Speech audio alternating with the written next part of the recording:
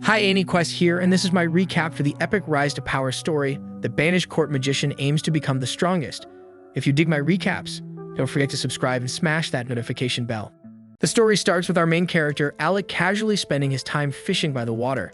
He's approached by a strange man who asks if he's interested in learning how to wield magic. Their training begins right away, and before long, Alec manages to summon flames. Controlling it as a projectile still proves tricky though, so his instructor Eldaz teaches him how to concentrate. Eldaz instructs him to imagine the sensation of striking his target and also tells him to picture the friends he'll have one day. Sooner or later, those companions will find themselves in danger and Alec will need to step in and protect them with his magic. That idea works wonders since Alec strongly desires to shield the ones he loves, so Eldaz tells him to hold on to that feeling while inhaling deeply. At last, Eldaz tells him to open his eyes and let the spell fly, and Alec successfully launches 2 fireballs. Overjoyed, Alec grins ear to ear, and Eldaz commends him for the progress. Alec admits that today's spell was particularly hard since it took most of the day to master, but Eldaz reminds him that ordinary people need an entire month to reach the same level. Alec is pumped to learn a new technique, but Eldaz decides not to push him too far, knowing it could weaken the overall training. To cool off, Eldaz suggests they wind down with more fishing. Alec complains, saying he finds fishing boring and can only think about learning more magic. Trying to ground his eager student, Eldaz tells Alec that he's a gifted mage by nature. Even without someone guiding him, he believes Alec will grow into an exceptional mage. Like the river that flows without resistance, Eldaz tells him to let destiny guide the rest. That leaves Alec wondering why Eldaz chose to teach him in the first place. Eldaz seems unsure how to answer, but before he has to, he's saved by catching a fish. And despite being a brilliant magic instructor, Eldaz is hilariously bad at fishing, so Alec steps in to help reel it in. The moment lightens the mood and they share a laugh before calling it a day. By the following morning, Alec returns to his training. The new magic formula is tougher than the last, but Eldaz encourages him, saying he's more than capable. The days go by with Alec learning a fresh spell each and every day. Still, it's not all study and effort. One day, the two find themselves in a snowy showdown thanks to magic-fueled snowballs. But the peaceful days aren't meant to last forever, and eventually, Eldaz reveals that he'll soon be leaving the capital. Alec feels crushed by the news, knowing this means they'll likely never meet again, and Eldaz clearly feels the same. But even now, Eldaz still has advice to give. He warns Alec that if the opportunity ever comes to join the Imperial Court as a magician, he should turn it down. Alec doesn't understand the reason, but what he truly wants to know is why Eldaz taught him magic in the first place. Eldaz hesitates, emotion showing on his face, but he manages a gentle smile and says it was because Alec's mother helped him long ago, back when she was still alive. Those end up being Eldaz's final words to his student, leaving Alec silent and shaken. Years pass, and Alec, now a grown man, is attending the Royal Academy of Magic. He never forgot the teacher who changed his life, and in his search for answers, he discovers that Eldaz once graduated at the top of his class. He did become a court mage, but for reasons unknown, he was later exiled. Alec realizes now that this is likely the source of the sadness that always lingered in Eldaz's eyes. With this in mind, Alec makes a bold decision. He sets his sights on reforming the structure of the Imperial Court. To repay the debt he owes Eldaz, Alec swears to make a difference, and that begins by becoming a court magician himself. Time skips forward, and Alec has achieved his goal.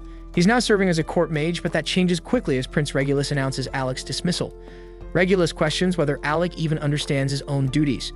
Alec replies that his role is to assist the prince using his magic, but Regulus clearly has something else in mind. He presses further, asking if Alec fulfilled that role during their last mission, but Alec has no answer. The prince explains that he is a warrior, leads from the front because that's his role, and their shield bearer Ix blocks attacks without hesitation because that's his role, and their mage Leni uses flame spells to push back monsters because that's her role. But Alec, by contrast, has only ever used buffs and defense spells. Regulus says that's not enough, not for someone carrying the title of court magician. He questions whether Alec only holds the position in name. Alec admits that he's stuck to support magic so far, but insists there's a valid reason for it. Regulus isn't interested in hearing his side. He interrupts and tells Alec to just admit that all he knows is basic support magic. Then he calls him pitiful for pretending he's more than that, and the others jump in as well. Leni mocks him, saying he's always warning the team not to go too deep into the dungeon, when really in her eyes he's just scared. Alec is stunned by the words coming from his former teammates, but Leni tells him that she was simply keeping quiet until now. It was the king who placed Alec in their group, but they've reached their breaking point. None of them are willing to hold back anymore, and they're tired of dragging someone like Alec along while tackling dangerous dungeons. Regulus says he'd heard Alec was top of his class at the academy, but it's obvious now that he's incapable of doing anything unless someone else steps in to help. Alec begs them to let him explain, but Regulus catches sight of something tucked at Alec's side. It's a dagger, and that alone sets the prince off.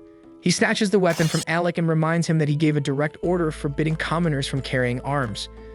Alec tries to explain that he brought it for the next floor of the dungeon because they'll need it, but Regulus has no interest in hearing excuses. He declares that no one on his squad is allowed to take independent action, and he says that this is exactly why he opposed bringing a commoner into his party in the first place, and he regrets not fighting harder against it. Regulus then grabs Alec by the shoulders, tears the official robe off his back, and tells him he doesn't deserve to wear it. He's done arguing, and all Regulus says now is that their team has no place for someone like Alec, so he orders him to leave, and Alec stands there frozen. Later that night, Alec buries himself in study, determined to learn everything he can about the dungeon. He uses magic to flip through multiple books at once, reviewing floor layouts and magical data with precise focus. He compiles a full breakdown of the threats awaiting on the 30th level and concludes that Regulus' team doesn't have the magical capacity to make it through. His conclusion is based on monster strength, terrain difficulty, and the known failure rates from previous attempts. With their current group setup, Alec is convinced they won't make it out alive. Alec wishes things had turned out differently, and he genuinely tried to be of help, but in the end, he just couldn't earn the prince's trust. Just as he's about to give up, Alec realizes there's still one option left. He knows Regulus won't hear him out, so he decides to approach the king himself. But when he reaches the castle, he's turned away at the gate because he's no longer a court magician and ordinary citizens aren't allowed inside without official approval. Still, Alec refuses to leave and insists that he carries information too important to ignore. Right at that moment, Lainey shows up to remind Alec that he's been dismissed. She sneers that he's no longer a court magician, just another ordinary commoner. She says she's heard plenty of tales about his supposed brilliance back at the Magic Academy, but seeing him now, she figures those stories must have been lies. One rumor even claimed Alec broke records in the capital's dungeon. Until then, no one had gotten past the 30th floor, but allegedly Alec reached the 68th. Lainey always doubted that story, and now she feels validated. Alec doesn't respond to her jabs and chooses to stay silent because he still has something urgent to deliver to the king. He reminds her that it was the king himself who assigned him to Regulus' team, and that must mean the king trusted him. The message he carries is meant to protect the prince, and Alec believes the king would listen if he just had the chance to pass it on. Lainey returns, seemingly to accept the letter, only to shred it into pieces right in front of him. She says she's done entertaining a commoner's words, then orders the guards to toss his sorry ass out. Later, Alec reflects on how it's been 4 years since graduation, and he tells himself he really did try his hardest as a court magician. Still, he feels the weight of failure and knows he owes Eldas an apology. In the end, he couldn't reform the imperial court like he promised. Suddenly, a familiar voice calls out, and Alec turns to see Yorha, an old friend from the past. It's been 4 years since they last met, but she can tell right away that something's wrong. Alec apologizes for the gloomy mood, and Yorha vents her frustration about the kingdom of Galdana. She says she's sick of how this place clings to outdated ideals about noble blood and social class, and how discrimination still thrives because of that shit. Though she's clearly upset about what he went through, she also admits she's a little glad it happened. She reminds him of what she once said in the past, that one day she'd get him to join her team. And that's exactly why she came to the capital. Now's her chance, so Yorha asks if he'd like to dive back into dungeons, this time with his old crew. She tells him she genuinely needs his strength, and that she'd be happy to have him by her side again. Alec is taken aback because it's a complete reversal compared to the way Regulus' group treated him. Once a court mage cast out for being dead weight, Alec has been carrying the weight of failure and doubt. But thankfully, Yorha pays no mind to any of that. She sees through his self-doubt and reminds him he's far more than who he believes he is. She tells him she doesn't need anyone else, only him. Her words hit deeper than she realizes, and then she reveals something more. Her party made a pact. One day, they'd all come back for him. She doesn't want to pressure him if he has other plans, but her sincerity has already reached him. Alec agrees to rejoin, and Yorha welcomes him back to their A-rank squad. Later on the cart, Alec dreams of a conversation from the past when Elbis warned him not to become part of the court. Yorha asks him if he's okay, and Alec just replies that his old mentor had been right about something after all. Back at the palace, Regulus receives word that Alec has left the kingdom and returned to the life of an adventurer, and the group mocks their former companion. The Academy once called Alec its most brilliant student, and Regulus had been eager to see how impressive he really was. But after fighting beside him, Regulus concluded he was nothing but a spineless disappointment. Lainey says she's just relieved they won't have to deal with that useless commoner again. Alec's replacement is already lined up, the brilliant son of a noble house named Vogan, and as a true noble, he'll contribute far more than Alec ever could. And with Vogan now on the team, Lenny says they'll tear through the dungeon faster than anyone has before. She boasts that Regulus's name will echo across the world, and they all burst into maniacal laughter. Meanwhile, our protagonist arrives in the dungeon city known as Fezzle. Yura loves it here because, unlike the kingdom, Fezzle doesn't carry the same old bias and class restrictions, so it's been her party's home base for years. But before they can venture into any dungeon, Alec has to officially register as an adventurer. That part is easy enough, but a new obstacle appears. In Fezzle, no adventurer is allowed past floor 30 of any dungeon without a special permit, and that pass is only granted after 2 years of being a guild member. And since Alec just signed up, he doesn't qualify, which means for now they'll have to wait 2 years. The two decide to rest for a bit, and during their break, Yura explains that her team has already made it down to the 52nd floor of their current dungeon. She wants Alec to be part of that progress, but waiting 2 whole years isn't an option. Instead of fixating on what they can't do, Yura chooses to focus on what they can. She reminds Alec that lower dungeon levels don't require any passes, and that there should be plenty of places for them to practice. After all, they're adventurers, and in a city built around dungeons, they've got no shortage of opportunities. Soon after, the two are locked in combat on the 2nd floor of one such dungeon. Yura casts a strengthening spell on Alec, and he quickly cuts down several of the giant wasps surrounding them. But suddenly, Yura feels uneasy. She had planned for this outing to be an easy warm-up, yet something feels off. She blinks, thinking her eyes might be deceiving her, as the swarm around them multiplies at a shocking rate, but Alec confirms it's no illusion. The insects are furious, and from their behavior, he concludes that their nest has been disturbed. Yura then conjures a magical barrier to draw the swarm's attention, but Alec urges her not to push ahead. She surprises him, saying she's got this under control. Normally, Alec could handle monsters like these on his own, but Yura can tell he isn't performing his best. She knows his potential, yet something seems to be weighing him down, and that's why she tells him to let her handle it for now. It might be tough, but she says helping a comrade in need is exactly what teammates are for. Her words cut deep, stirring something inside Alec. He reminds himself that he's no longer a court magician, he's an adventurer now. Just like Eldas once taught him, he repeats to himself that real magic is meant to protect what's precious. Alec clenches his fists and decides he won't hold back any longer. He unleashes an offensive spell, sending bursts of energy that tear through the surrounding wasps. More of the monsters rush in, but Yura feels stronger this time. With the real Alec fighting by her side, she raises his shield for him to work behind, just like the old days. Alec chants again, and bolts of lightning crash down from above, obliterating every last wasp in the swarm. Yura cheers in victory, but her joy fades fast as the ground splits open and a massive berserk worm bursts out. Alec instantly understands why the swarm had gone wild, but there's no time to dwell on it. The creature lunges, wrapping around Yura, but Alec already has a plan forming. He knows the spell he needs, though he hesitates. One wrong move could hurt her. He calls out to Yura, reminding her that she had mastered the finest defensive barrier spells back at the academy. They've always fought in perfect sync, so Yura immediately catches on to what he's thinking. She fires back with a grin, reminding him that he was once the student with the strongest offensive magic in the entire school. With their trust aligned, Alec unleashes his full power. He chants the name of his attack, Sacrifice Blaze, and releases a torrent of searing flame that engulfs the monstrous worm. Yura embraces behind her barrier as the firestorm consumes their foe, and when the smoke clears, the two stand triumphant amid the ashes. Alec tells her that he always had faith in her, and Yura smiles, saying he's still the most powerful mage she's ever known. The scene then shifts to a memory from their academy days. Their party is locked in combat with the raging dragon, one fierce enough to wield 5 elemental powers in succession. The fight turns grim, and Yura is nearly spent after shielding the team from the creature's relentless barrage. Just as the beast prepares to finish them, Alec steps in and obliterates the dragon with a single strike. That moment would go down in history, the day Alec's team conquered floor 68 of the royal dungeon, proving that the legendary story was true. Their group erupted in celebration, swearing that they'd stay together no matter what came next. We then flash back to the time just before graduation, when Alec was part of an elite student group known across the academy. It was made up of Ornis the brilliant warrior, Krasia the intelligent healer mage, Yura the master of support magic, and Alec himself the top-tier offensive mage.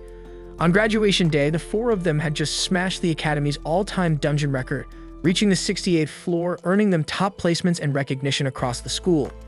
But as they were walking back together, chatting about their future goals, Alex suddenly came to a stop and told them that he wasn't planning to continue with them because he decided to become a court mage instead. His teammates were visibly let down, especially Ornis, who had hoped that with Alec on board, they could form the strongest adventurer team the world had ever seen. Still, he respected Alec's choice, knowing he must have had his reasons. But before they parted ways, Yura made one thing clear, that she wasn't giving up, and the moment Alec became available again, she'd be there waiting to bring him into her party. That brings us back to the present, where Yora happily welcomes Alec to the team. To celebrate, she treats him to a warm meal. But it turns out she doesn't handle alcohol very well, because after a single mug of beer, she's already slurring and barely upright. Within moments, she's out cold, slumped in her seat, so Alec places his jacket over her so she doesn't catch a chill. That's when a man suddenly appears behind him, commenting that Alec seems unusually thoughtful for an adventurer. Assuming he's just a random drunk causing trouble, Alec chooses to ignore him and turns away. But the man doesn't like being brushed off, and he angrily swings his bottle at Alec. The glass shatters, but Alec had already activated a barrier spell, blocking the attack with ease. He prepares to respond, but the man surprises him by calling him by name and saying he lives up to the rumors. Then sliding a dungeon permit across the table, he tells Alec to treat it as an apology for such a rude test. Alec, still a bit irritated, now feels more confused than anything. He has no idea who this man is until Yora, still groggy from her drunken state, suddenly sits up and asks what the guildmaster is doing here. Alec freezes in place, realizing the man is none other than the guildmaster himself. The guildmaster then calmly tells him that he'd like to see what the former court magician is truly capable of and invites him to come to the training grounds for a demonstration. Soon they arrive at the guild's testing chamber, where the man finally introduces himself properly as Leviel stands. Alec immediately recalls hearing tales of Leviel's past, and he was once a member of an elite S-rank adventuring team, so Alec knows this fight won't be easy. Still, he's thrilled because he sees this as the perfect opportunity to sharpen his edge before stepping into a real dungeon. As soon as the match starts, Alec opens with a thunderbolt, but Leviel swiftly dodges and retaliates with a slicing water slash. Alec quickly realizes that ranged magic won't work well in this fight, and he'll have to go in close if he wants to stand a chance in this duel. But before he can get close, Leviel activates body enhancement spells, dramatically boosting his speed and strength. He moves so fast that Alec struggles just to follow him with his eyes. And when Leviel finally attacks, Alec manages to throw up a barrier just in time, but even with the shield, the impact sends him crashing into the wall. Yora flinches in concern, but Alec soon gets back on his feet, assuring everyone he's alright. He admits the speed caught him by surprise, but now that he's experienced it once, he starts thinking of ways to react to it. Then a grin forms on his face because he remembers that back when he served the prince, he was forbidden from taking initiative in combat. But now as an adventurer, he has no such restraints, so he's not just limited to dodging and support spells anymore. Channeling his magic into his staff, Alec reshapes it into a glowing blade and charges straight at Leviel. In response, Leviel fires off another water slash, but Alec slices through it with ease, closing the distance. Leviel's impressed, but he doubts Alec will be able to do the same once he starts throwing punches. He strengthens his body even further and darts toward Alec again, but this time Alec is ready. Just as Leviel gets into striking range, he triggers a hidden thunderbolt spell that explodes right in his face, stunning him long enough for Alec to land a direct strike with magic blade. Leviel stumbles back, genuinely surprised that Alec managed to break through his defense. He finally understands why Yora always speaks so highly of him, but the test is far from over. With a smirk, Leviel activates the ancient artifact in his possession, and then massive glowing gauntlets form around both his arms. And one swing from them slams into the floor and leaves a freaking crater behind.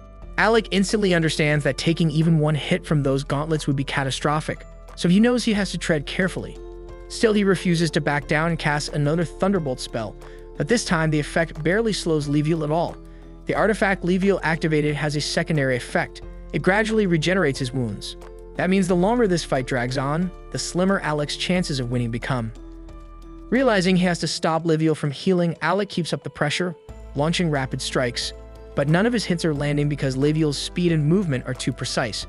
Frustrated, Alec taunts him, asking if he's too afraid to face him head-on. The jab works and Leviel swings back hard, losing his precision and exposing himself just long enough for Alec to slash him across the stomach.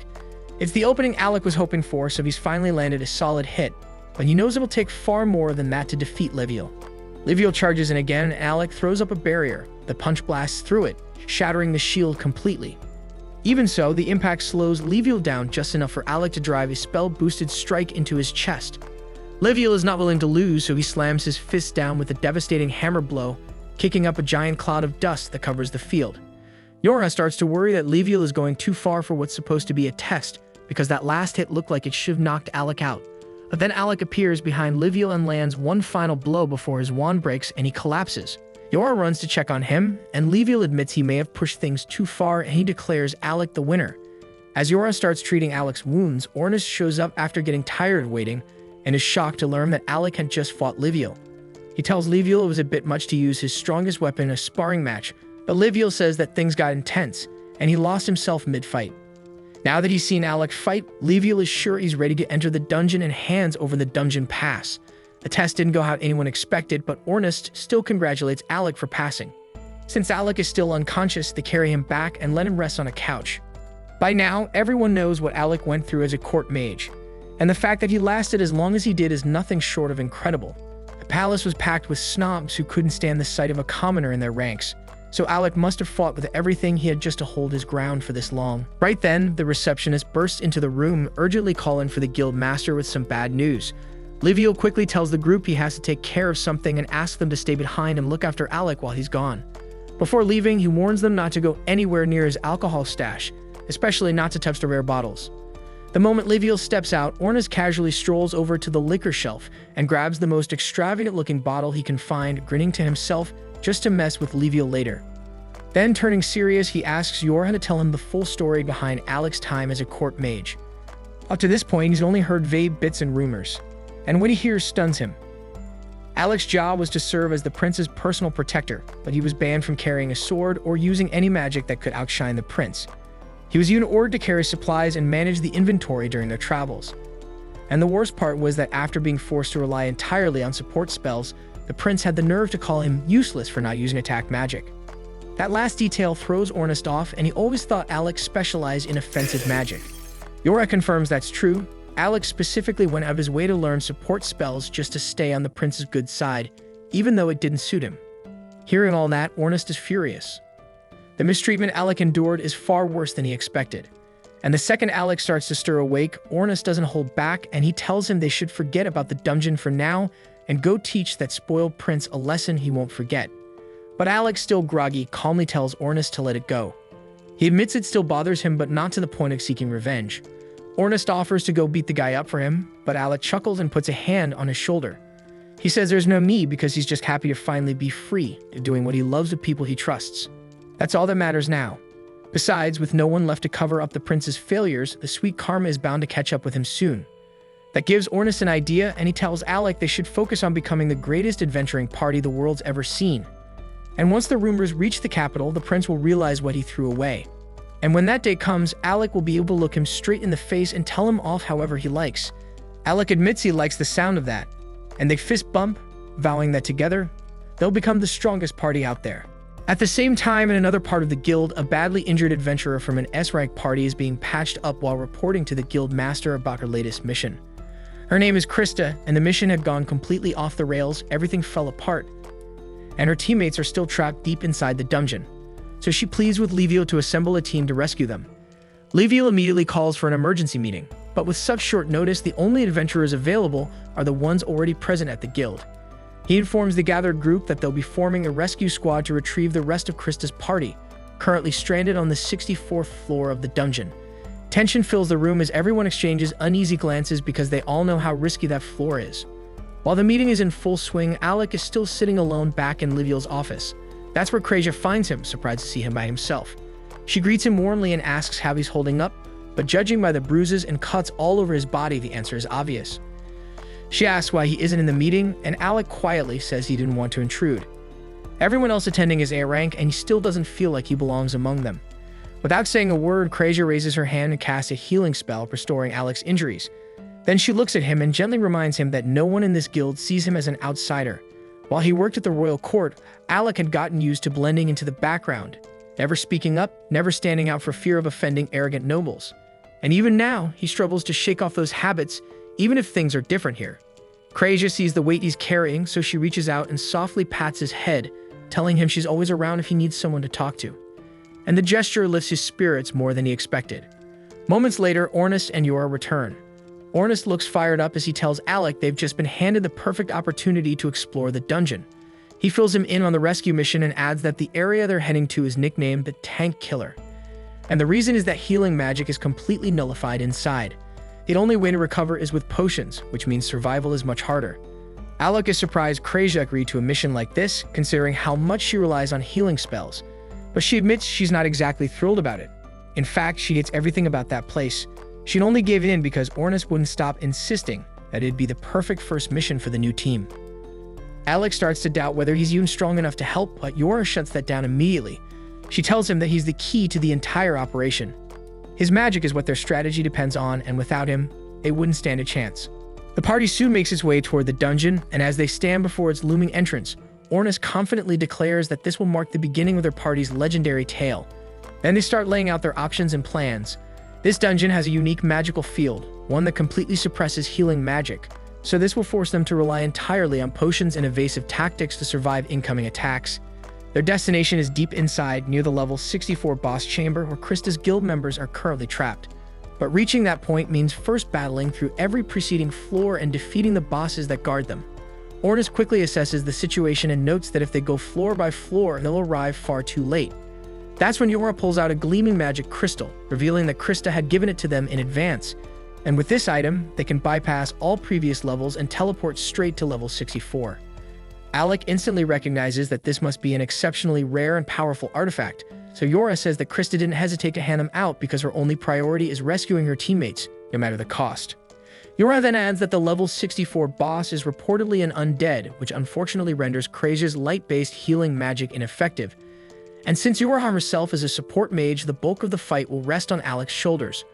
Ornis then tells Alec to conserve as much mana as possible, offering to handle the lesser enemies so Alec doesn't burn through his energy before reaching the real threat. Krazia agrees, urging the group to brace themselves, warning that from this point on, they'll be battling death itself. Even a seasoned S-rank party was completely wiped out in this place. Instead of being intimidated, Ornis grins with wild energy, more alive than ever. He rallies the group, shouting that this is where the tale of their legendary party truly begins. With that, Yora tosses the crystal high into the air. As it shatters, it activates, instantly teleporting them deep into the dungeon, right to level 64. The group materializes in a dim, musty cavern, and within moments, a wave of undead skeletons begins to rise, armed with swords and shields. But Ornis doesn't hesitate for a second, and draws his spear and charges head-on, striking the first wave with ruthless precision. With each thrust and sweep, he dismantles groups of undead effortlessly, boasting that level 64 seems laughably easy so far. The rest of the team stays back for a moment, quietly observing as more skeletons crawl out from the shadows and begin advancing. Ornis, unfazed, continues his rampage, slashing down anything that moves. But Yorna quickly becomes concerned because he's moved too far away from her area of effect, so she breaks into a sprint, calling out for him to return to formation. Alec and Krazia follow closely, both muttering that Ornis will probably be fine. After all, he's armed with the legendary artifact, the piercing black spear. It's nearly indestructible, always razor-sharp and extremely effective in battle, so it's a perfect weapon for someone who fights with guts instead of brains. Alec calls out to Ornis, asking if he needs a hand, but Ornis confidently replies that this is child's play for him, and continues demolishing every enemy that dares to come near. Alec chuckles and keeps walking alongside Krazia, when all of a sudden he senses something unusual behind him. Trusting his instincts, he fires off a lightning bolt over his shoulder. As the smoke clears, there's nothing in sight. Even Krazia looks puzzled, asking what that was about. Alec admits he thought someone was behind him, but maybe it was just a false alarm. Still uneasy, he draws his sword and dashes forward, slashing the air in front of him. His blade clashes with something invisible, which suddenly reveals itself as the Grim Reaper. Ornis grins and comments that Alec's not as out of shape as he assumed, adding that he sensed the invisible enemy earlier but couldn't deal with it himself. The Grim Reaper retaliates, pushing Alec back with a strike, but Alec quickly recovers, deflects the blow, and retreats toward Ornis. At that moment, Alec understands that Ornis was placing complete trust in him, counting on him to handle threats from behind without needing to look back. It's a feeling Alec hasn't experienced in years, true camaraderie, and that realization ignites a surge of strength within him. He leaps into the air, brandishing his enchanted sword, and delivers a clean, powerful strike that cuts through the Grim Reaper, slaying it instantly. He then turns toward Yora and asks if she had known about it too. She immediately apologizes for keeping it quiet, while Krazia jokingly tells him to blame Ornis, since it was his idea in the first place.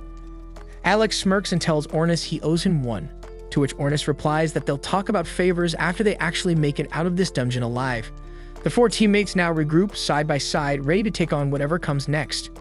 Soon after, both Alec and Ornis launch themselves into the swarm of undead, slicing and tearing through skeletons in every direction, while Yora provides magical reinforcement from the rear. Ornis is in his element, pulling off flashy maneuvers and eliminating every skeleton in his path. Meanwhile, Krazia calmly supports him from a distance, taking down sneaky enemies with her deadly accurate bow shots whenever they try to flank him. Yura, though typically in the backline, is forced to defend herself up close with her staff as the endless wave of skeletons pours in. Realizing the horde isn't slowing down, Alec calls the others back, shouting that he'll take care of the rest in one strike. Without hesitation, the party quickly gathers behind him, so Alec channels his power and unleashes a massive thunderbolt, engulfing the entire area in blinding electricity, making every last skeleton reduced to smoldering ash. Once they're in the clear, Ornis turns to Alec and casually asks why he's only been using his thunderbolt skill, since back at the academy he used to wield several types of offensive magic. Alec quickly brushes it off and just says that thunderbolt is the fastest spell to cast, so it's just more efficient in battle.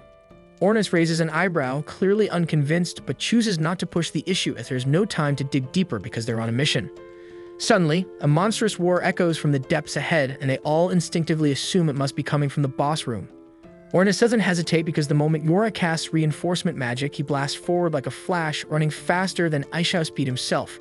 Alec watches in surprise, impressed by both Ornis' explosive speed and Yura's magic boost. He and the girls waste no time and quickly follow Ornis through the tunnel toward the source of the noise. As they emerge into a wide-open chamber, they spot Ornis perched casually on a rocky ledge, arms folded, observing the chaotic scene unfold below as a massive monster is chasing a panicked adventurer in every direction. Alec immediately prepares to help the poor guy, but Ornis doesn't move, muttering that the frantic mage down there is named Loki, a notorious troublemaker from a party called Recroma. Kreja nods in agreement, adding that Loki might be obnoxious, but he's also a clever support mage. Alec, however, struggles to process what he's hearing, especially as Loki flails around, screaming up at Ornis to do something and swearing he'll haunt him every day if he dies here. Ornis, unfazed by the threats, just watches with a bored expression. But the situation looks grim because Loki suddenly trips and crashes to the ground, with the monster bearing down on him fast. Alec instinctively gets ready to intervene, but Kreja tells him to wait, explaining that this is all part of Loki's usual strategy. Alec hesitates, watching as the towering monster approaches Loki, but then a flash, a trap spell beneath the creature ignites, blasting it with molten lava. Alec's eyes widen in shock, but Kreja simply smirks, repeating that Loki is nothing if not crafty. The beast staggers backward, only to trigger another trap, setting off a chain of fiery explosions. Loki jumps to his feet and starts taunting the creature, laughing mockingly and boasting that only a fool would trip in a trap-filled zone like this. But his arrogance quickly backfires as the monster roars in rage and charges up a devastating magical blast aimed directly at him. Loki's bravado fades in an instant as he realizes that death is seconds away, so he closes his eyes, bracing for the end, but is saved at the very last moment by none other than Ornis, and Loki can't believe he's still breathing. Then as Alec and the girls make their descent to join the battle, the monster redirects its fury, launching an attack straight at Alec. But Yura reacts in time, casting a protective shield that blocks the strike. Alec prepared to counter with another thunder magic, but before he could unleash it, the beast twisted around and charged straight for Ornis and Loki instead. Alec shouts a warning to Ornis and Loki, alerting them to the incoming danger, and fires off another thunderbolt spell that strikes the monster dead on. However, as the dust settles, he quickly realizes the attack wasn't powerful enough to bring it down.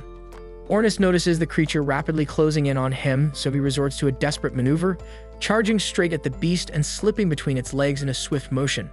He then hurls Loki toward Kreja, who tumbles to the ground beside him. Yura promptly instructs Kreja to take Loki to the ledge while they handle the monster. Ornis swiftly assumes position, drawing his spear in preparation for the next clash. They wait until Kreja secures Loki's safety, then brace themselves for the final confrontation. Yura casts a powerful enhancement spell, boosting all of Ornis' stats, prompting him to charge the creature head-on. He skillfully evades its strike, leaps into the air, and drives his spear toward its face.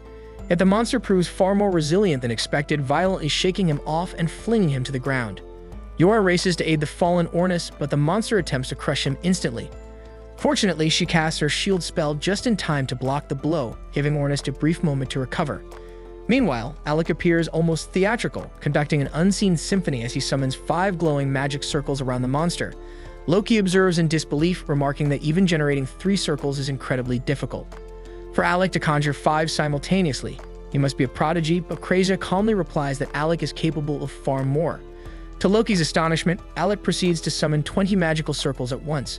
Then, as the monster lunges forward, Ornis climbs up its body and strikes its tail, buying Alec the precious seconds needed to complete his spell.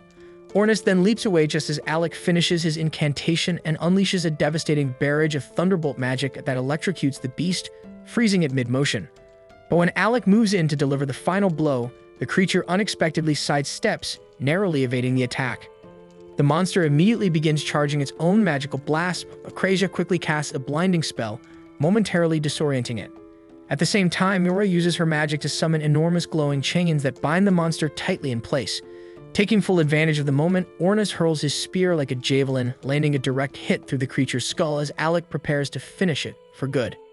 But to everyone's surprise, the monster still manages to move and immediately begins casting its devastating magical blast once more. Alec, however, remains calm and unmoved, preparing to unleash a spell so rare that only 2 people in the world even know it. One is his mentor Eldas, the very mage who created it, and the other is Alec himself, who learned it directly under his guidance. As the creature hurls its charged blast toward Alec, he counters it with reflection magic, sending the attack back with twice the force. But the Dame monster is incredibly resilient and somehow survives even that. Now barely hanging on, the beast attempts the same spell again. But this time, Alec combines his reflection magic with multiple layered magic circles, engulfing the monster in a brutal inferno. The beast is incinerated where it stands, and Ornus follows up by slicing its head clean in half, bringing the battle to an end. With the fight over, the group begins to celebrate their hard-won victory. But their moment is cut short when Loki steps forward, thanking Alec for his help and revealing that he knows who he is, specifically that Alec is the court magician. Alec casually replies that he's no longer with the royal court, to which Loki responds that it's the prince and his party's loss. He then drops a bombshell. The monster they just defeated wasn't even the floor boss. It was merely one of the sub-bosses that had foolishly chased after him and ended up separated from the rest. This revelation stuns Alec and the others, who now question how powerful the real boss must be if even a sub-boss pushed them to their limits. Loki then reveals that the true floor boss is a necromancer clad in pitch-black armor, masquerading as a knight. He warns that regular physical attacks don't do much damage and are mostly useful for stalling. Turning toward Alec, Loki presents him with a magical wand topped with a silver cross. Alec instantly recognizes the relic as Loki reveals it to be a long-lost ancient artifact. As soon as Alec grips it, the wand transforms into a gleaming sword in his hand. Ornus is skeptical and questions Loki's motive for giving away something so valuable. Loki just chuckles and admits he plans to use Alec as bait on the front lines. The entire group stares at him in disbelief, unsure if he's joking. But Loki explains that Alec, with his frail appearance, would look like an easy target. By placing him at the vanguard, they could lure the boss in, catch it off guard, and then spring a coordinated ambush, securing victory and earning the glory of slaying an S-ranked boss. Meanwhile, we see that the prince and his entourage are currently being pursued through yet another dungeon by 2 monstrous caterpillars. The prince is baffled by the situation, unable to comprehend how things escalated this far, especially since he's never had difficulty dealing with these creatures before. He promptly commands Leni to eliminate them with magic, and although she attempts to comply, her spells inexplicably fail to activate. Frustrated, the prince calls her useless and declares that he'll handle the monsters himself. But as he turns to strike, his sword ricochets off the creature's body, and in that moment he begins to suspect that something is seriously wrong. Leni and Eggs quickly pull the prince up from the ground after he's knocked down and make a run for the dungeon exit. During their retreat, the prince racks his brain trying to make sense of what went wrong. His attacks used to carry far more force, and now that he reflects on it, he realizes that his decline in strength began right after he removed Alec from the group. But rather than acknowledging that Alec may have been a valuable asset, the prince convinces himself that Alec must have cursed him out of spite. Once they've made it out of the dungeon, the prince immediately visits one of the royal magicians, Vogan Fornius, to investigate whether he's under the influence of a curse. After conducting a brief magical analysis, Vogan confirms that no such curse exists. The prince is stunned, insisting that he wouldn't have had such trouble clearing the 30th floor unless Alec had sabotaged him. But Vogan, aware of the anti-magic zone present on that floor, calmly explains that the prince likely felt weaker because his support magic was being suppressed. The prince scoffs at the explanation, dismissing support magic as worthless trash that only weaklings like Alec depend on. Vogan does his best to remain professional, even as the prince continues rambling with baseless arrogance. Still, he does find it unusual that Alec hadn't warned the prince about the anti-magic field beforehand, considering Alec is the famed student who once reached the 68th floor. The prince laughs dismissively, telling Vogan that there's no chance someone as pathetic as Alec could actually accomplish such a feat, and claims it must be just some rumor that commoners circulate among themselves. Vogan doesn't even attempt to argue because there's simply no reasoning with that level of delusion. But at that moment, a royal guard steps into the room and informs the prince that the king wishes to speak with him regarding Alec's situation. The prince grins, confident that his father will support him. However, upon his arrival, the king immediately begins recounting a story about Eldas, He explains that Eldest was once a royal magician who had been exiled years ago, and in the king's words was a remarkable fool. Eldest, despite being a noble, had the audacity to stand before the king of Galdana and declare that unless the treatment of commoners and court magicians changed, a great tragedy would befall the nation. The prince interrupts, claiming Eldest deserved to be banished since no nobleman should dare speak to the king in such a bold tone. But the king clarifies that Eldest wasn't called a fool for his words. After being stripped of his noble rank and cast out, Eldest went on to enroll at the Royal Magic Academy. There he silenced his critics with extraordinary talent and graduated as valedictorian. Yet despite gaining fame and prestige, he made the baffling decision to return to the castle and serve once again as a court magician. While in service, he persisted in telling the king that commoners were not beneath them, urging him to change his views. Until one day, Eldest mysteriously vanished. At the time, the king had dismissed Eldest's warnings, but recently he's begun to reflect on whether the man may have been right. That doubt is precisely why he ordered the prince to explore the dungeon, because he wanted to determine whether nobility truly makes one superior to commoners. And based on the prince's current state, the king admits he may have been mistaken. He states that the time has come to abolish their outdated policy of discrimination, and going forward he intends to hire based on talent, regardless of lineage. The prince is left speechless, shocked by what he's hearing, and insists that such a policy would tarnish the royal family's reputation if commoners were treated as equals. The king calmly acknowledges that he's the one who raised the prince with those beliefs, but times have changed, and so must they. The prince protests, arguing that associating with commoners like Alec only brings disaster, pointing to his own situation as evidence. But before he can continue, a guard steps forward and hands Regulus the remains of a torn note that Alec had written. The king explains that before Alec departed, he had prepared a detailed guide specifically designed to help Regulus navigate the 30th floor of the dungeon, but it was destroyed by Laney before the prince ever had a chance to read it.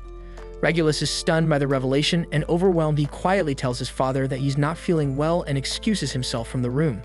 As Regulus exits the chamber, the king turns to Vogan and quietly requests that despite the challenges it may present, he would be grateful if Vogan could support Regulus to the best of his ability.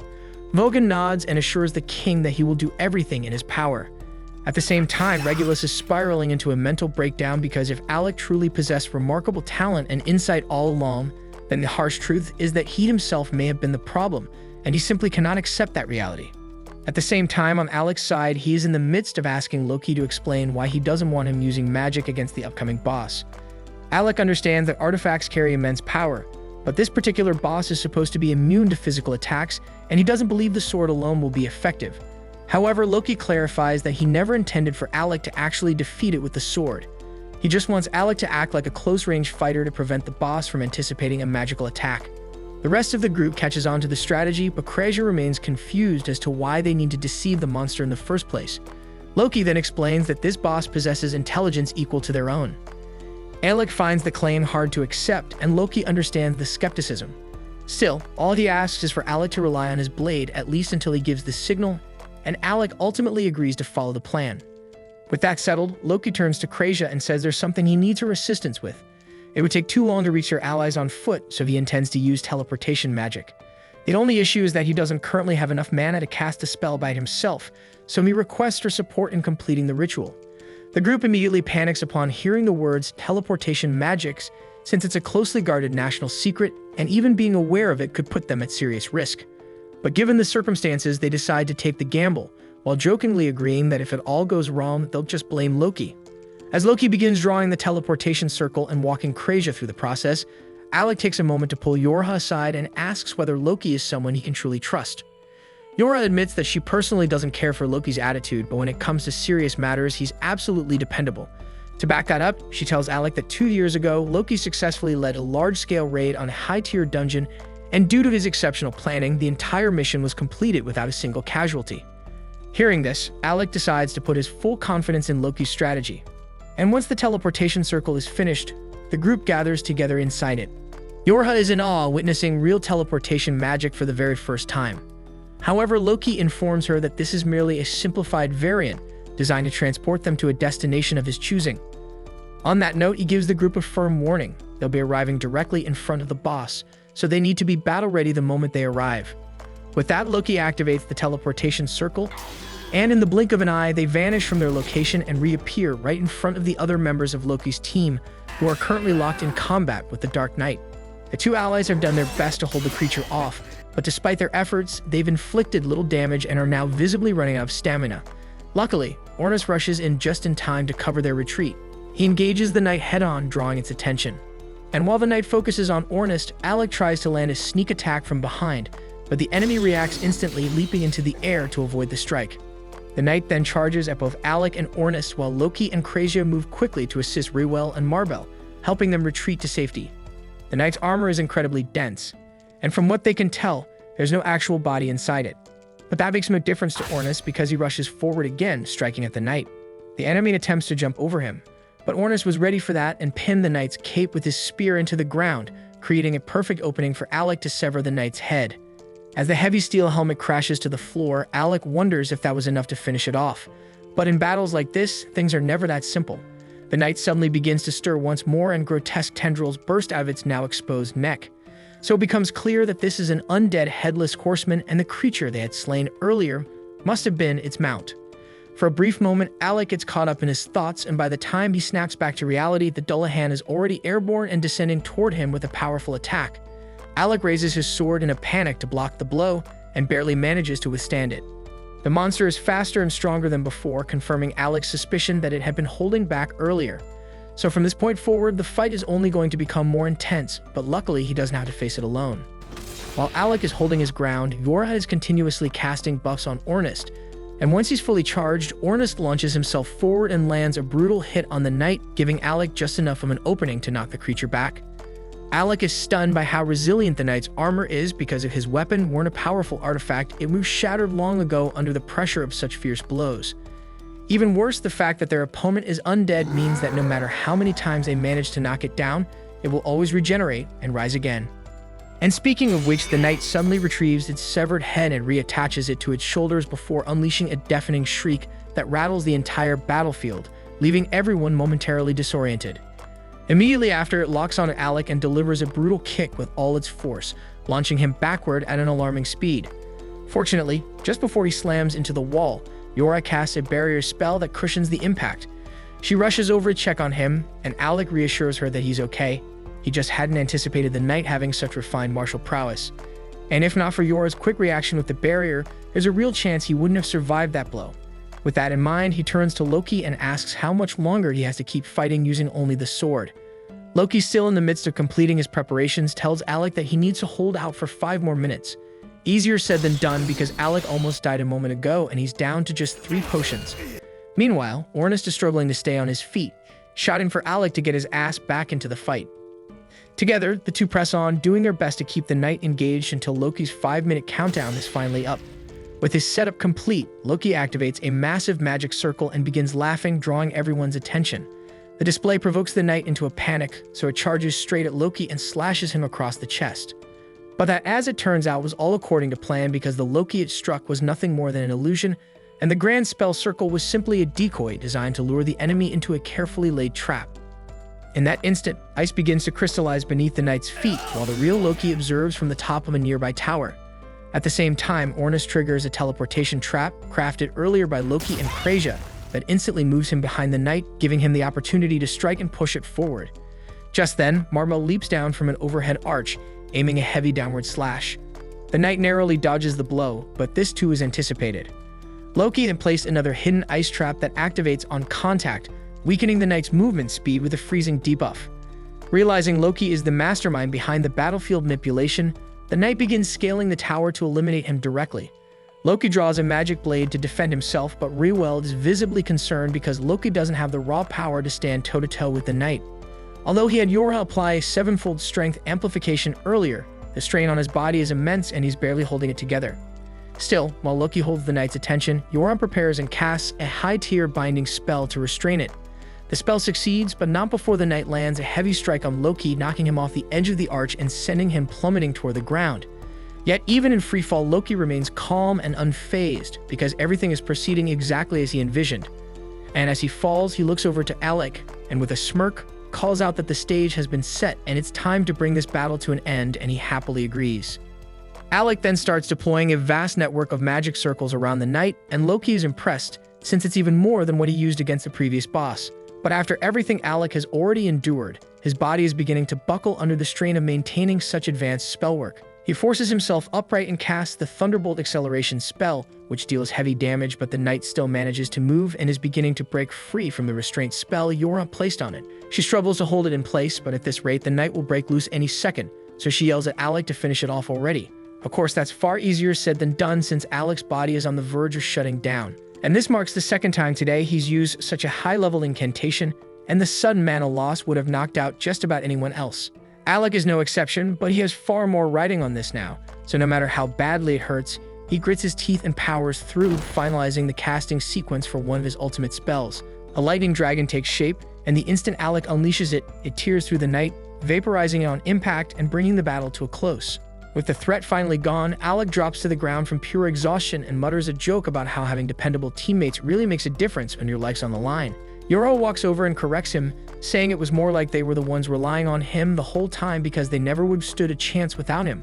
Ornis just seems relieved that Alec is back to being his usual unstoppable self. And on a lighter note, he brings up the bet from earlier, and Alec remembers that right before the fight, Ornis declared that whoever passed out first had to take on a dare. Technically, Alec just lost that bet a moment ago, but since it happened after the battle ended, Ornis decides to go easy on him. He says the only dare is this. Alec's not allowed to keep things bottled up anymore. If something's waiting on him, whether it's Ornis, Yorha, or Krazia, he's got to talk to at least one of them so they can help, and Alec smiles and agrees without hesitation. Ruel then approaches to express his gratitude to Alec and the others for their assistance. Marbell wants to thank him as well, though her approach is a bit more forward, and she plants a kiss on his cheek, which visibly horrifies Yorha. Marbell then asks if Alec would be interested in teaming up for a dungeon raid sometime, but Yorha quickly steps in and firmly declares that Alec is their party's mage, so Marbell can't just claim him for herself. And since the Rechroma team owes Alec a huge debt, Ruel as the leader offers to write him a formal recommendation. Alec seems puzzled at first by the mention of a recommendation, so the others fill him in that to be promoted to S rank. An adventurer must receive an endorsement from an S rank party as well as approval from the guild master. Getting the guild master on board shouldn't be too difficult, so Ruel assures Alec he'll take care of everything on that end. Once the conversation wraps up, Alec retrieves the knight's magic stone, officially wrapping up the Rechroma rescue mission with the perfect result. Then upon returning to the guild, the receptionist warmly congratulates Alec on the successful outcome and tells him he's become quite the topic of conversation lately. She then asks if he managed to get any rest after the intense battle, but Alec replies that he's feeling great. With that, she hands him his reward and Alec gets ready to head out. But just before he can leave, Leviel stops him and informs him that he has a visitor from the kingdom of Galdana waiting. This catches Alec off guard since he no longer has any ties to the kingdom, but he agrees to hear the visitor out and discovers that it's Vogan. Of all the people Alec dealt with back at the royal castle, Vogan was one of the more reasonable ones, so Alec gives him a respectful bow and says it's good to see him again. But before they can exchange pleasantries, Vogan immediately confronts him and asks if Alec was seriously trying to get Prince Regulus killed by not warning him how unprepared he was for dungeon combat. Alec responds calmly, asking Vogan whether he truly believes Regulus would have listened to anything he said, even if he had given him a warning. Vogan pauses, then realizes Alec's probably right. Still, he's clearly annoyed that he got stuck with this miserable assignment after Alec was dismissed, so he considers it a complete waste of his time and skills.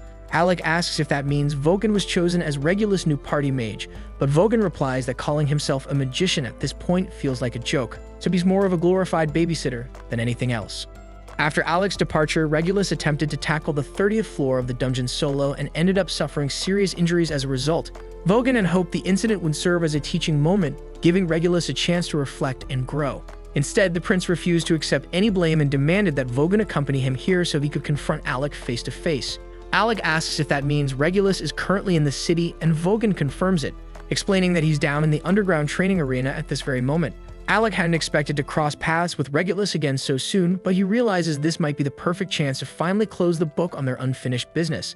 So even though Alec would be entirely justified in ignoring Regulus altogether, he decides to go meet him in person and put an end to it properly. As they descend the stairs, Vogan comments that the only thing Regulus has going for him is his stubborn pride, but personally he doesn't understand why the nobility always insist on proving themselves superior to commoners, because to him it all seems like a pointless waste of time. Alec reminds Vogan that he's technically a noble as well, but titles have never meant much to him, and all he's ever wanted is to live life on his own terms.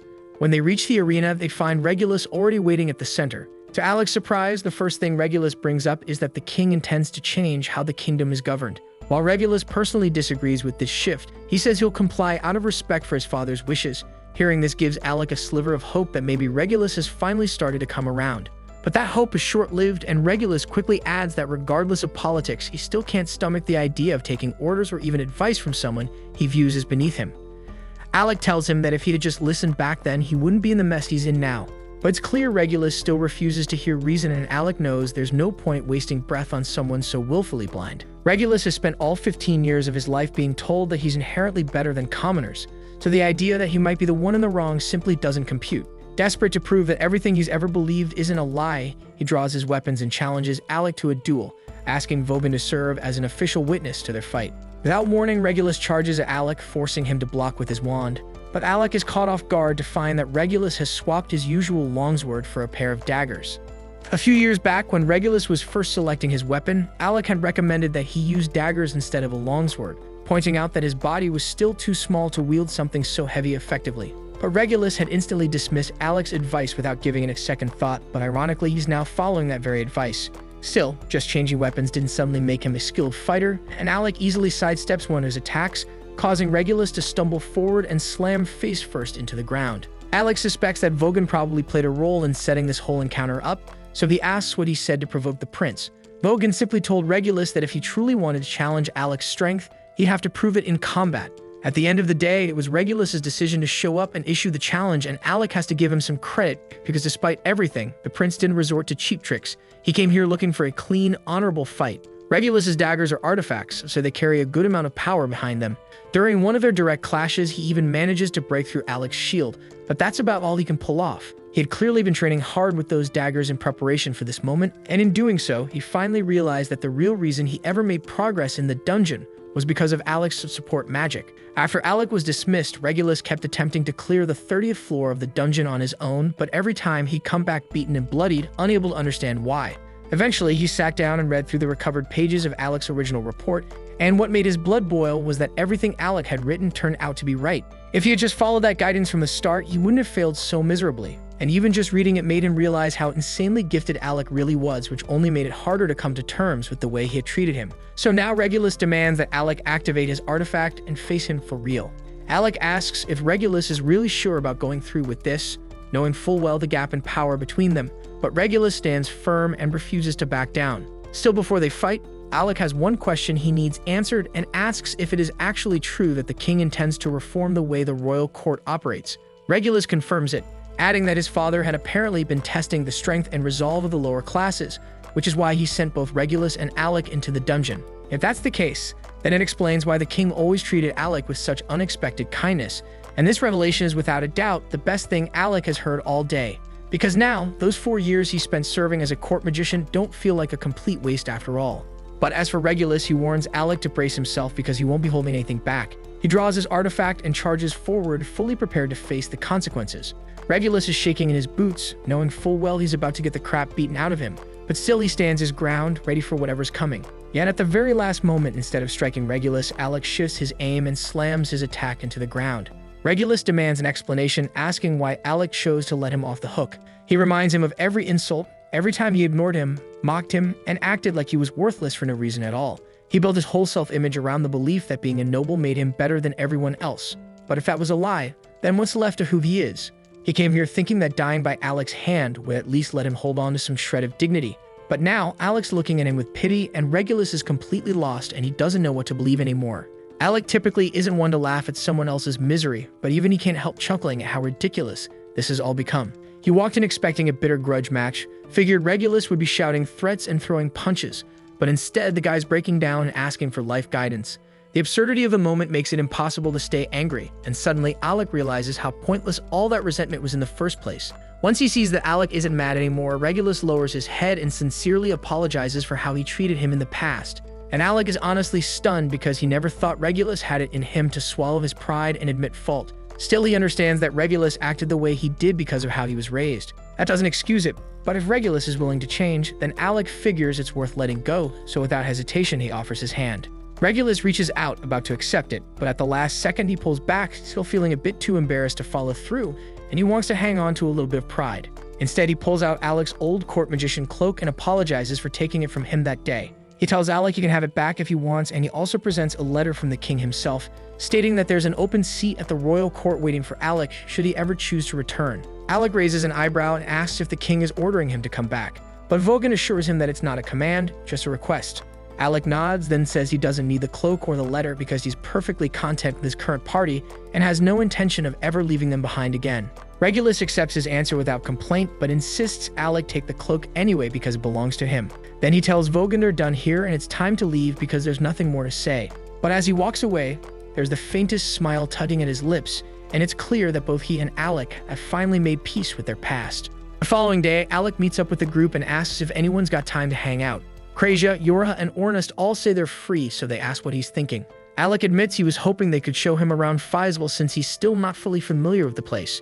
Normally, they'd all be down to help, but Ornest and Krasia immediately spot this as the perfect setup to give Yorha some one-on-one time with him, so they each come up with clearly fake excuses and leave Alec with no option but to go with just Yorha.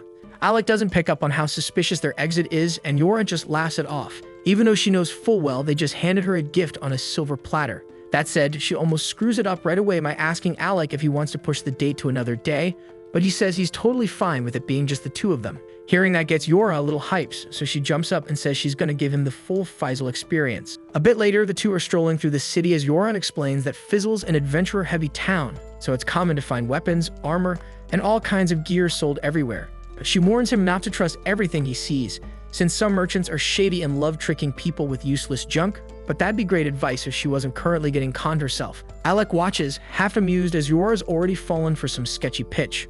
A merchant is trying to sell her a drug that supposedly gives you the stamina to fight for days without sleep, and that shit made Yorha want to buy it badly. But Alec can feel the bad energy radiating off that thing just by looking at it, so he grabs Yorha's hand and tells her to come with him.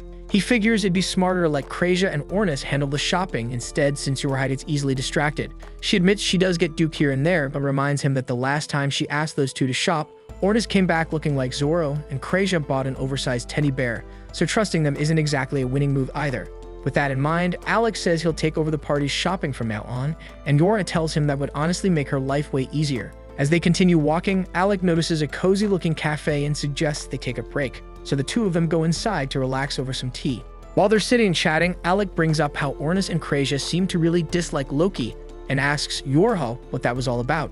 Yorha tells him it's kind of a long story, then explains that 2 years ago they ran into an A-rank party that was struggling in a dungeon, so they stopped to lend a hand. Not long after, Loki and Rewell showed up too, and they all teamed up to take down the floor boss together. But during the fight, Ornest got injured while shielding one of the A-rank adventurers by taking a blast of acidic spit straight to the back. He tried to act tough afterward, pretending he was fine, but his legs gave out on the way home, so Loki and Rewell had to carry him back. Up to that point, Loki had treated Ornest decently, but while Ornest was knocked out, his spear kept smacking Loki in the head, and eventually Loki lost his patience and chucked it into the forest, gone for good. Yorha doesn't think Loki meant any harm by it. In fact, he probably assumed it wasn't a big deal, since the spear was already in bad shape. But to Ornest, that spear meant a lot, and when he woke up and learned what happened, he was seriously pissed off. Still, he might let it go if Loki had just apologized, since it was clearly a dumb mistake, but Loki genuinely couldn't understand why Ornest was so upset over a beat-up weapon. Ever since then, the two have been able to see eye to eye, and Yorha admits it's kind of ridiculous that a busted spear is what started the whole feud. Alec agrees, but that still leaves the question of why Krasia doesn't like Loki either. Yorha laughs and says Krasia doesn't actually have a real reason, she just doesn't vibe with the guy. A little later, Alec and Yorha are walking through town again when she starts reminiscing about all the time they used to spend shopping together back in Galdana. They pool their gold to buy healing items, and she even remembers how Krasia once tried to brew her own potions, but every single attempt turned into a disaster. As they keep walking, Yorha suddenly stops in her tracks. Her eyes lock on an elven ribbon hanging in one of the market stalls, and she's stunned. These rare accessories boost the wearer's magic power, and she's been searching forever for one. But the price tag is steep 50,000 gil, and she doesn't have anywhere near that much on her right now. She's clearly upset, knowing someone else will probably snatch it up before the day's over. And seeing how much it means to her, Alec decides on the spot to buy it for her. Yorha looks at him, a bit unsure, and asks if he's really okay dropping that kind of cash on her, but Alec tells her it's for the good of the team. Her magic plays a huge role in keeping their coordination tight. Plus, he's sitting on a mountain of savings from his days as a court magician, and honestly, he wanted to treat her to something nice. Yorha beams and tells him she'll treasure the gift with all her heart, and Alec's happy to hear that. The two of them spend the rest of the day enjoying the city together, checking out different spots and soaking in the atmosphere. As the sun begins to set, they end their outing by heading up to the top of the clock tower to watch the view. Yorha turns to Alec and asks what he thinks of Faisal, and he says he loves the energy here because the way everyone's so full of life and free-spirited makes him feel like a real adventurer for once. After hearing that, Yora gets a little more serious and asks Alec if being in her party is truly what he wants. She brought him in right after he got exiled from the royal capital, and she can't help but feel like she took advantage of his situation, like she pressured him into joining when he didn't have any other options. She tells him that if he ever wants to leave, she won't hold him back, but Alec cuts her off and says sure, there were a few things he had planned back in Galdana before leaving, but that doesn't matter anymore. What matters now is chasing the goal Ornis threw out there, becoming the strongest party in the world. And he knows there's no way he can reach that without Yorha and the others by his side, so he's not going anywhere. That answer puts Yorha at ease, and she's especially glad to hear it because it's rare for Alec to speak so openly. He's usually the kind of guy who keeps everything bottled up. Alec says he just felt like it was time she knew how he really felt, and actually there's one more thing he needs to tell her. Yorha starts blushing, thinking this might be the moment he confesses his feelings, and she even starts leaning in expecting a kiss. But Alec suddenly chuckles and says the only reason he's being so open is because he lost a bet to Ornis, and part of that deal was that he's not allowed to hide what he's thinking anymore.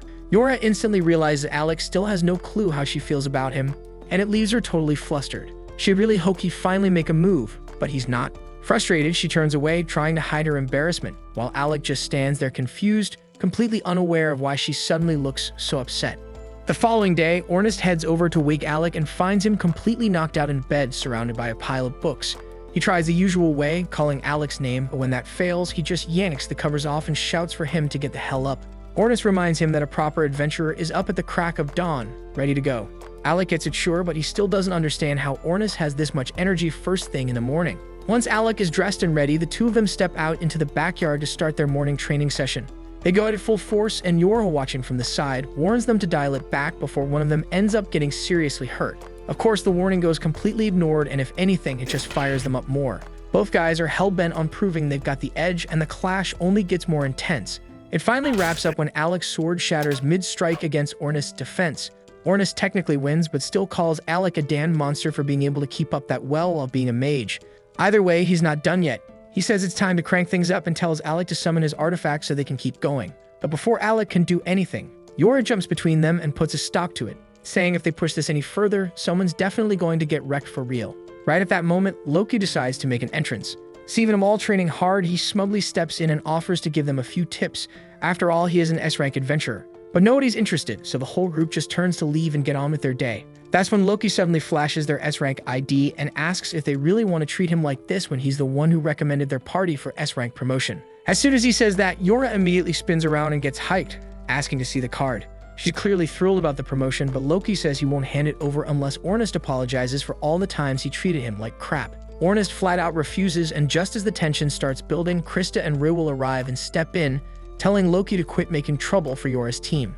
They go on to explain that the recommendation for Yorha's party to be promoted to S-rank has already been submitted and approved by the guild master, so they're only here to deliver their brand new S-rank ID.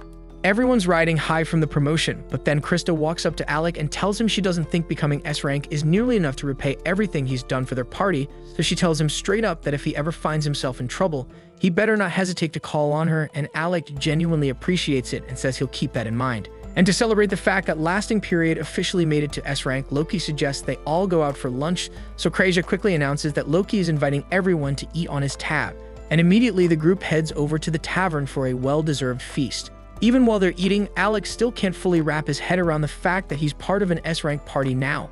But Ornis catches the look on his face and immediately calls him out, warning him not to start doubting himself. He then tells Alec this is just the beginning of their legacy, and if he starts getting stuck on stupid insecurities, Ornis won't hesitate to beat some sense into him.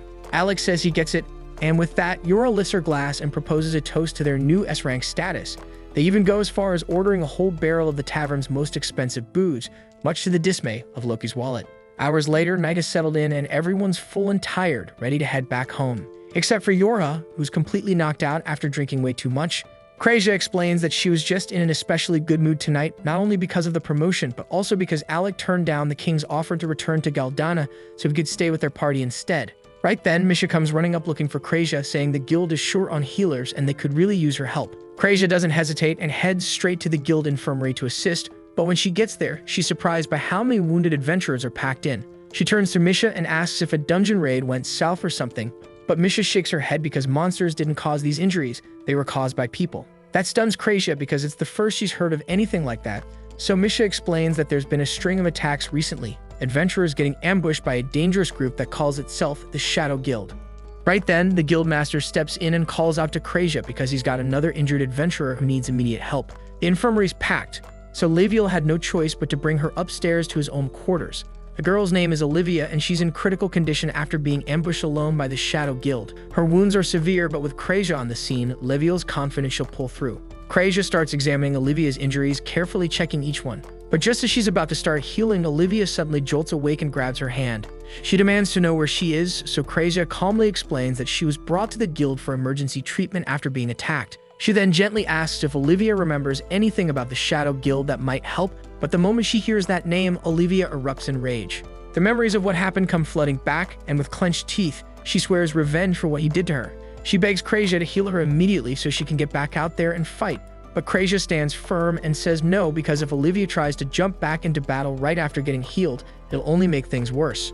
Frustrated and still burning with anger, Olivia tries to push through the pain and force Krasia to heal her faster, but as Krasia warned, the effort causes her to collapse again. And once she's out cold, Krasia resumes the healing process.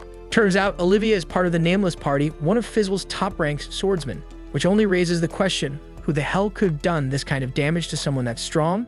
And by the time the sun rises, Krasia has finished healing her. Completely drained, she slumps forward and dozes off at Olivia's bedside.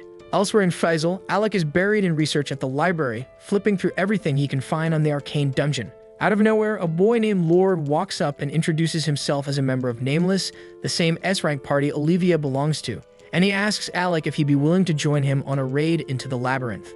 A little later, Krasia makes her way to Olivia's room to check in on her, only to find her up and swinging a sword when she's clearly supposed to be resting. Leviel is just sitting there watching her, so Krasia asks why he didn't stop her, and he shrugs, saying Olivia won't listen to a word he says. There's nothing he can do when she shuts him out completely, and she won't even tell him what went down with the Shadow Guild, which is keeping him from making any progress on the case. Krasia steps in, grabs Olivia, and tells her she should be lying down. But Olivia fires back, shouting that the real issue isn't rest, it's the fact that her legs still aren't working right. She snaps at Krasia, yelling that if she's really a healer, she should start acting like one. Even though Olivia is being completely out of line, Krasia doesn't take it personally. Instead, she calmly asks Leviel to step outside so she can start treatment. Once he's gone, she begins channeling healing magic into Olivia's legs, and Olivia is taken aback that she's not grilling her with questions. Deep down, Krasia can already tell Olivia was betrayed by someone close to her, and if Olivia doesn't want to talk about it, she's not going to push. What matters now is getting Olivia back on her feet, and Krasia is here to help however she can. That simple kindness hits Olivia hard, and it dawns on her that Krasia's done nothing but try to help this whole time, and all she's done is lash out. Guilt wells up inside her, so she drops to her knees and apologizes, saying she was wrong to treat Krasia like that. It wasn't Krasia's fault, and she was just venting her own failure and pain at the wrong person, so she promises to make it up to her. Krasia smiles, happy to see the change in her, but she doesn't want Olivia beating herself up, so she leans forward and gives her a gentle kiss on the forehead. Olivia recoils in shock, asking what that was for, and Krasia chuckles. It's just a little charm to help her relax. That simple gesture reminds Olivia of her mother, and for a moment, her expression softens as she drifts into thought. Krasia notices and asks what's on her mind, but Olivia shakes it off and changes the subject, asking if she can have something to drink. Krasia nods and offers to make her some tea. She brings over a cup for Olivia, and just as she's about to pour herself one too, Olivia speaks up again. She says she just remembered she hasn't eaten anything since the day before and admits she's starting to feel a bit hungry. Krasia says no problem and offers to go grab some food for her. But as soon as she steps out of the room, Olivia reaches over and quietly slips something into Krasia's teacup. Back at the house, Alec links up with Yorha and Ornis to fill him in on his meeting with Lorg and the dungeon raid he proposed. Ornis heard the name before, and he figures Alec must have been caught off guard by the guy's appearance, but truth is, Lorg's way older than all of them put together.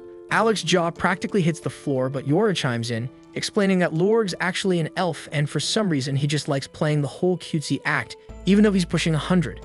As for the dungeon raid, Ornis' curiosity is piqued, so he asks if Alec got any actual details. Alec tells them that Lorg said the plan is to hit the 72nd floor and clear it fast, and he even went as far as offering Alec the dungeon core when it's all said and done.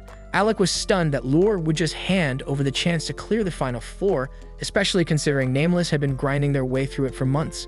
Sensing Alec's hesitation, Lord explained that his team has some unfinished business with the Shadow Guild. Apparently, they messed with one of his teammates, and now he's heading out for payback. That means he won't be able to finish the dungeon himself, so he's hoping Alec's group can take over while he's dealing with the guild. Yorha thinks the whole deal sounds great, but Ornis flips out and calls the whole thing shady as hell. He says Nameless giving up their dungeon rights is one thing, but taking on the Shadow Guild too? That's just way too convenient. Alec admits it does sound sketchy, but Yorna pushes back, saying she doesn't think Lord would screw them over like that. He's trained, sure, but he's the reason his party still runs smoothly, so she doubts he'd scheme against them. Anyway, standing around won't get them any closer to the truth, so Ornis grabs the core and says that the rude girl Krasia was patching up yesterday turns out she's from Nameless. So if they want to know if Lord's telling the truth, they should just go ask her. The others are on board, so they make their way toward the guild. But right before they reach the entrance, Misha comes bursting out and crashes into them. They quickly ask what's going on, and Misha, out of breath, tells them something awful's happened to Krasia, which is why she was sprinting off to get help. The party hurries inside and spots Krasia slumped against the wall, barely staying upright, so they rush over to see if she is okay. She tells them she's mostly okay, but someone drugged her earlier, and by the time she came to Olivia was already gone. It's not hard to piece together who did it because clearly Olivia slipped her something, but Krasia's more worried than angry. She's convinced Olivia might run off into the labyrinth again, probably chasing revenge. Ornis doesn't see why that's their problem, and if Olivia is dead set on risking her life for payback, that's on her. But Krasia fires back, explaining that Olivia's still not fully recovered. Her injuries haven't healed and she's in no shape for another fight. Ornis gets that, sure, but to him it still doesn't change the fact that it was Olivia's choice to begin with. And besides, she's the top swordswoman in the kingdom, so he seriously doubts the Shadow Guild has what it takes to take her down again. Maybe not on their own, but Krasia remembers Olivia saying something about a traitor. If that's true, then it wasn't just the Shadow Guild that brought her down. Someone else was involved, someone powerful enough to leave the country's strongest warrior in critical condition. And Krasia's not about to let her charge headfirst into that kind of danger again, not when she can do something about it, so she says if nobody else is willing to go, then fine, she'll handle it herself. But the second she steps outside, she realizes the others are right behind her. They tell her they're not about to let her march into a place like that on her own. If saving Olivia really means that much to her, then they're coming too. No questions asked. Together, the group makes their way to the entrance of the labyrinth dungeon, but Ornist is clearly not thrilled. Alec asks him what's wrong, so Yorna jumps in and explains that the dungeon's a mess of teleportation traps, scattered all over the place, making it a total nightmare to get through. Marbell then chimes in, warning that it's super common for teams to get split up in there, so everyone needs to stay sharp. That's good advice, but now they're all wondering what the hell Marbell is doing here anyway. Marbell explains that she heard Olivia took off from the guild and was headed back into the dungeon, so she came rushing here to stop her before she entered, but she was already too late, and that's why she wants to join their party. She says Lord also asked her to step in as a substitute for Olivia, since she's also an S-rank swordswoman, but the real reason she came is because she wanted to see Alec's incredible magic in action, up close and personal. Yorna isn't having any of it though, and she shoves Marbell back and tells her that unlike the Nameless party, they actually function like a proper team, and they're not about to throw off their rhythm just to add someone new. Alec then turns to Ornist confused and asks what Yorna meant by that, so Ornist explains that while Nameless is technically a party, the members act more like solo adventurers doing their own thing. Lord was the one who somehow got them to work together, but outside of dungeon runs, they're barely even on speaking terms. Take Olivia for example, she hates involving others in her problems and never accepts help. She can come off cold or downright rude, but Marbell insists she's a good person underneath all that. Marbell used to hang around Olivia all the time when she was training. At first, Olivia tried to shake her off, saying she worked better alone and only joined Nameless because she needed a party to get through dungeons. But instead of backing off, that just made Marbell more persistent. And since Olivia didn't seem to care much for her team anyway, Marbell asked if she'd like to raid a dungeon together sometime, and Olivia actually said yes, so they've been close ever since.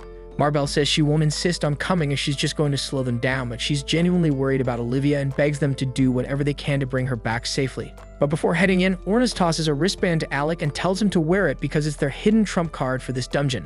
Alec has no clue what it does, but he trusts Ornist and puts it on without arguing. Once they're all set, the group enters the labyrinth together, but before they move in too far, Krasia stops to set up a teleportation circle of her own.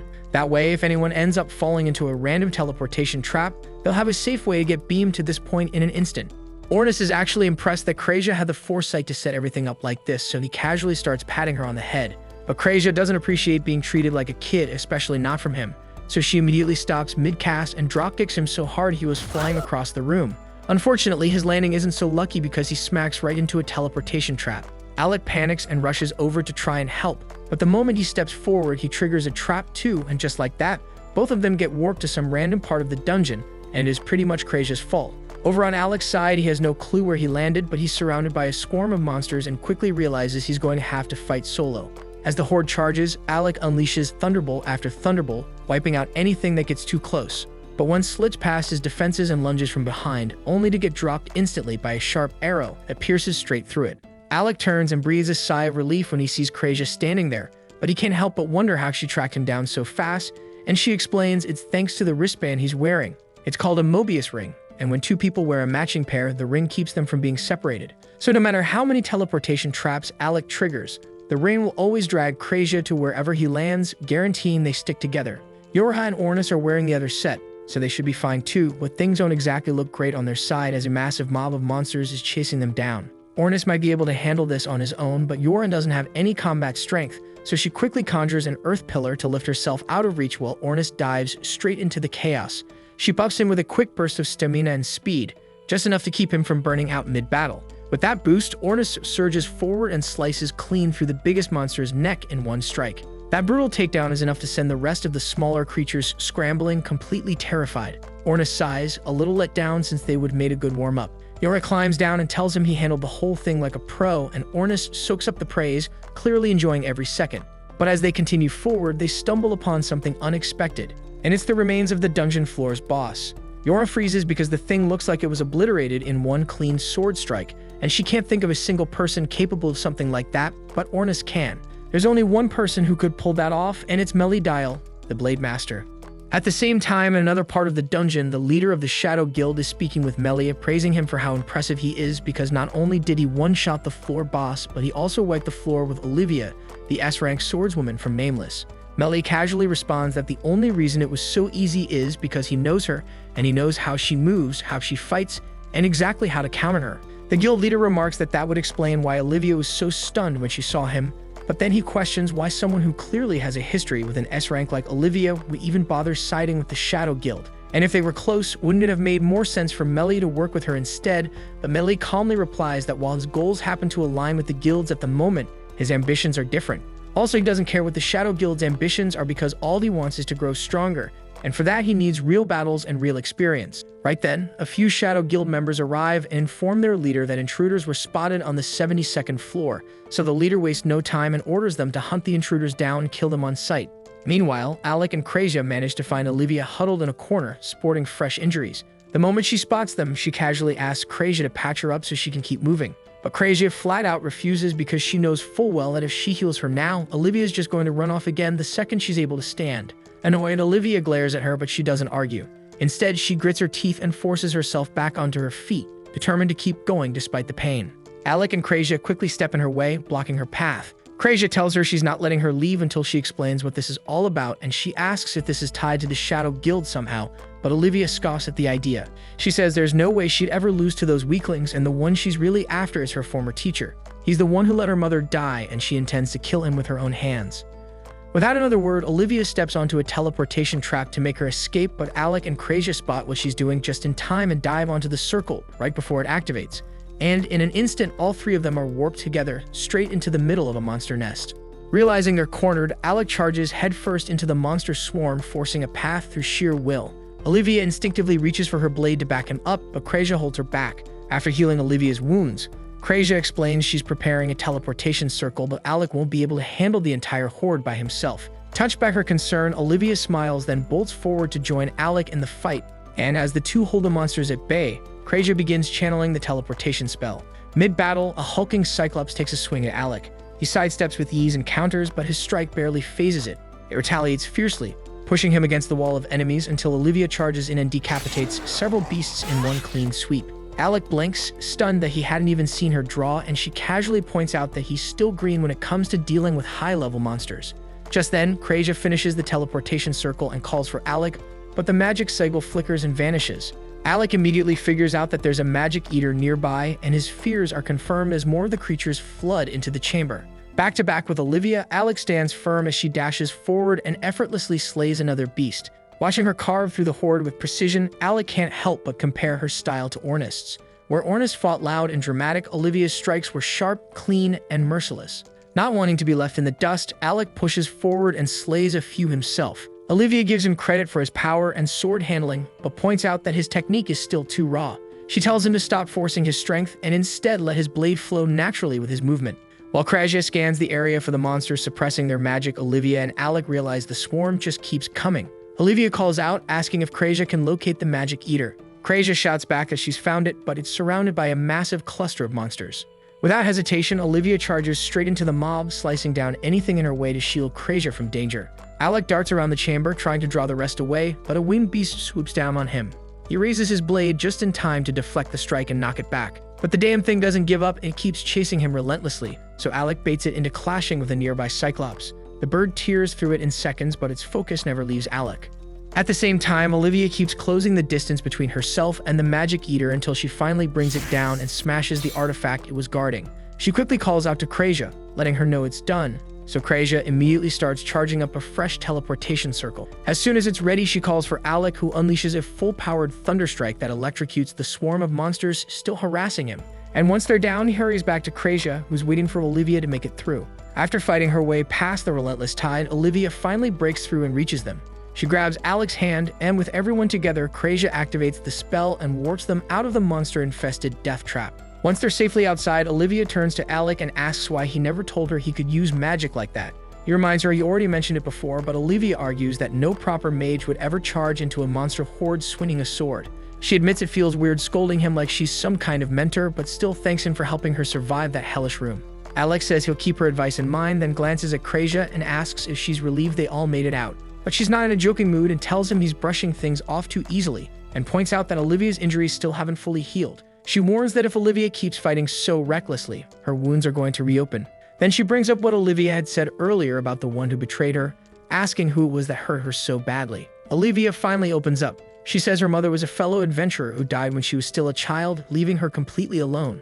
In her darkest days, a man named Melly took her in and raised her like his own daughter. He trained her in the sword and passed down all his secret techniques. Even though the pain of losing her mom never fully faded, the memories and her training gave her something to hold onto. And over time, Olivia came to respect her master deeply for his strength and teachings. Years passed. After becoming a skilled swordswoman herself, she asked Melly if she had finally become strong. He smiled and said she'd surpassed everything he ever expected from her, then drew a blade soaked in blood. Olivia stood frozen in disbelief as he slashed a deep wound across her back. As she collapsed on the cold dungeon floor, bleeding out, Melly told her he was the one who killed her mother all those years ago. Then he walked away, leaving her broken, abandoned, and stripped of everything she had left. Back in the present, Olivia still feels that gut-wrenching betrayal because Melly had manipulated her into admiring him, all while being the one who shattered her world. Then she turns around and pulls back her clothing, revealing the massive scar etched across her back. To her, that single sword strike didn't just steal her trust, it erased every moment of warmth and every good memory they'd ever shared. Now all she feels she has left is this cruel reminder carved into her skin. Watching her break, Alex silently drapes his jacket over her shoulders and tells her he knows exactly how that feels. He admits that once he also thought he'd lost everything, but his friends were the ones who made him realize he hadn't. Olivia, her voice heavy with pain, mutters that she doesn't need anyone, but Alec gently reminds her that even Lorg is out there fighting to avenge her. That silences her, so Krasia steps forward, quietly mentioning that while treating her earlier, she'd noticed countless other bruises hidden across Olivia's body. She admits she can't do anything about the old scars, but promises she'll always be there to help with the new ones no matter what. Hearing that, Olivia clenches her fists, realizing that both Lorg and Marbel have been doing their best to support her all along. But deep down, she doesn't think they understand how terrifying Melly truly is. In her mind, there's no way either of them can take him down. Alex speaks up firmly and says that if Lorg and Marbel can't do it, then he and Krasia will stand by her instead. Overwhelmed by their sincerity, Olivia's composure finally cracks and she breaks into tears, so Krasia steps closer and gently kisses her forehead, comforting her until the crying stops. Somewhere deeper in the dungeon, Ornus groans about the endless traps he's been running into. Yora, clearly annoyed, points out that most of those traps were triggered because of his reckless behavior. Still, she warns him to stay alert because someone has already defeated the floor boss, and that means things could get worse. And while she worries about Alec and Krasia, Ornus shrugs it off, guessing that Melia is probably already on the final floor. He reasons that Melia likely won't bother attacking Alec or Krasia, and Yorna finally starts to relax. But then Ornus catches her off guard by gripping her cap and motioning for her to stay silent. Not far from them, members of the Shadow Guild quietly advance through the dungeon, with their leader casually swallowing a dungeon core. Moments later, Yorha and Ornus intercept them, assuming this crew might be the ones who hurt Olivia. The leader spots them and instantly recognizes potential value, ordering his squad to attack. But it's over in a flash as Ornus wipes the floor with them in just 2 seconds and ties up the entire group like it's nothing. He steps up to the leader and demands to know what the Shadow Guild is after, but the guy stays tight-lipped until Yorha wraps a poison-laced chain around his neck. Choking under the pressure, the man finally caves and admits they were targeting the dungeon core on the final floor. Yora then questions if he knows Melly, so the man confirms and adds that Melly's power is leagues beyond theirs. Realizing these guys aren't the real threat here, Ornis tells Yorha it's time to press forward and catch up with Alec. Just as they start to head out, the tied-up man smirks and tells Ornis that swallowing the dungeon core wasn't just for show. Ornis stares in confusion, but Yora suddenly picks up on a strange vibration echoing through the dungeon walls, but she can't trace its source, so she quickly tells Ornis to be quiet, but it's already too late as the entire room starts violently shaking. From the ground, the man grins, announcing that the core gave him full control over the dungeon. The tremor intensifies and the earth cracks open beneath them. Yora stumbles and a massive chasm tears through the floor, and one by one the Shadow Guild members tumble into the abyss. Before Yora can fall, the guild leader catches her mid-drop and vanishes into the depths with her in tow. Grinning wickedly, he calls out to Ornis, declaring that he's taking this special prize with him, and dares him to follow him into the dungeon's deepest level for the final showdown. Elsewhere, Olivia is caught off guard when she finds out that Alec once served as Guldana's Imperial Court magician. He tells her that despite the title, most of his magic was self-taught during childhood, and after losing both his parents early on, he had nothing else to do but practice relentlessly. And as Olivia quietly thinks that Alec is way more suited for adventure than political duties, Krasia suddenly stops in her tracks. She explains that before entering the dungeon, she and Yorha had agreed to regroup at this spot if anything went wrong. But since Yorha hasn't shown up, Krasia suspects she's run into trouble. Right then, they spot a massive chasm tearing through the ground ahead. Curious and concerned, they move closer, and Olivia spots something inside and immediately jumps in, snatching Yora's cap, which Alec recognizes instantly. Elsewhere, Yora regains consciousness surrounded by the Shadow Guild and demands to know why they spared her life. Gloria smirks and tells her it's a secret, mocking her for acting like she's in control. From nearby, Melly scolds him to quit fooling around, but Gloria insists he was just kidding. Suddenly, Ornis bursts into the room and smashes the core eater in one swift blow. Gloria springs up to engage him, yelling at his partner to keep moving. The core eater, stunned that Ornis found them, quickly realizes the tracking was possible because of the bracelets they were both wearing. As he rips Yora's bracelet off her wrist, Ornis asks why he was so eager to capture her. The man refuses to answer, knocks Yorha out, and hauls her away.